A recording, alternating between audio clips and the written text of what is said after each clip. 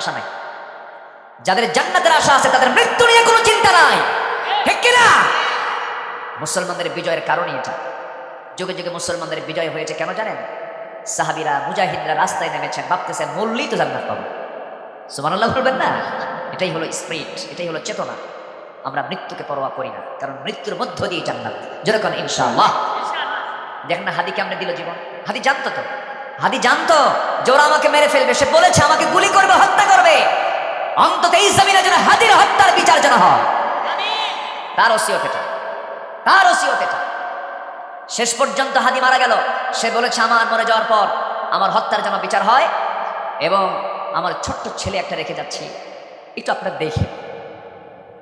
সম্মানিত ভাইয়েরা, সে জানতো তাকে হত্যা করা হবে। আজকে 20 দিন গত হতে চলছে।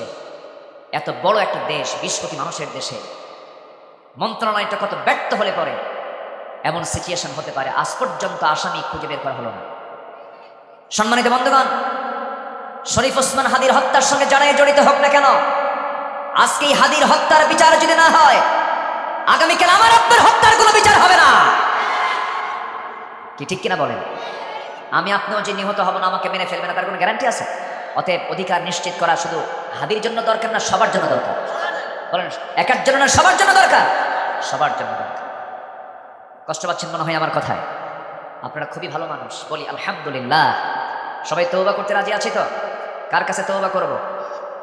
আমি তওবা করব, আমাকে মাফ করবেন কে? আমার দায়িত্ব তওবা করা। আমার দায়িত্ব কি? আর আমার আল্লাহর দায়িত্ব কি? মাফ করা। আপনি তওবা করলেন না, মাফ করবেন কেন? আমাকে আপনাকে তওবা করতে হবে। গুনাহ একটা যোগ্যতা মানুষের, গুনাহ হবে কারণ জীবনে চলাচল করতে গেলে ভুল করে ফেলে মানুষ, হঠাৎ করে রেগে যায়, ভুল একটা কথা বলে ফেলে। ধরেন আপনি কোনো মানুষের সঙ্গে কথা বলতে তিনি হঠাৎ করে রেগে গেছেন, খেপে গেছেন, একটা ভুল করে ফেললেন। সঙ্গে সঙ্গে সেই লোকটার হাতটা চেপে ধরে বলবেন, ভাই ভুল হয়েছে, আমারে মাফ করে দিও। আল্লাহ আপনাকে মাফ করে দিবেন। সারা জীবন সবসময় একটা বিষয় মাথা রাখবেন, নিজে যদি মাথা নিচু করে ফেলি, নিজে যদি অনুগত হয়ে যায়, নিজে যদি সরি বলতে পারি, আল্লাহর কসম আপনার বিজয় কোথাও কেউ ঠেকাতে পারবে না। সব জায়গায় আগে হেরে যাব, জিতাই দিবেন কে? কে জিতাই দিবেন? আল্লাহ জিতাই দিবেন। খাঁটি মনে আমরা তওবা করব, আল্লাহকে স্মরণ করব। মহান রব্বুল আলামিন সূরা আলার মধ্যে বলছেন, যে আয়াত আমি শুরু করেছি, ক্বাদ আফলাহা মান তাযাক্কা ওয়া যাকারা ইসমা রাব্বিহি ফাসাল্লা। এই আয়াতের মধ্যে 3টা কাজের সফলতা আছে। নাম্বার 1 হলো যারা নফসের শুদ্ধতা নিয়ে আসবে, যারা নফসকে শুদ্ধ করবে হিংসা থেকে, লোভ থেকে, অহংকার থেকে, উগ্রতা থেকে। অহংকার ক্ষমতার আছে, অহংকার টাকার আছে, অহংকার চেহারার আছে। বিগত 16 বছর হাসিনা যে আচরণগুলো করেছে, বিনয়ের না অহংকারের? বলেন, বিনয় না অহংকার? অহংকার। এটা আমার বাপের দেশ, আমার বাপ স্বাধীন করছে, বলছে না? বলছে কিনা বলেন? রাজাকারের নাতিপুতি কেন চাকরি পাবে? এই সমস্ত আচরণগুলো করেছে, এগুলো বিনয় নয়, এগুলো অহংকার। আল্লাহ পাক মাটির সঙ্গে মিশায় দিয়েছে, ঠিক কিনা? অহংকার দেখাতে যাবেন না কখনো। অহংকার আছে যার, পতন আছে তার। অবশ্যই পতন হবে। আল্লাহ পাক ছাড় দেন, কিন্তু ছেড়ে দেন নাই। দেন নাই তো, ছেড়ে দিয়েছেন, ধরেছেন সময় মতো, একদম সময় মতো ধরে মামু বাড়ি দিল্লি গিয়ে পাঠিয়ে দিয়ে রাখছে। বসে থাকো এখানে, দেখো তোমার এত বড় ক্ষমতা, তুমি কোথায় এসে বসে পড়লা। সম্মানিত ভাইয়েরা, 3টা কাজের সফলতা। একটা হচ্ছে নফসকে শুদ্ধ করা। নাম্বার 2 হচ্ছে জিকির করবো কার? ওয়াযাকারা ইসমা রাব্বিহি, তার রবের নামের জিকির করা। আমি যে আয়াতগুলো বলছি, কষ্ট পাচ্ছেন নাকি আপনারা? আল্লাহর নামের জিকির করতে হবে, আল্লাহকে স্মরণ করতে হবে।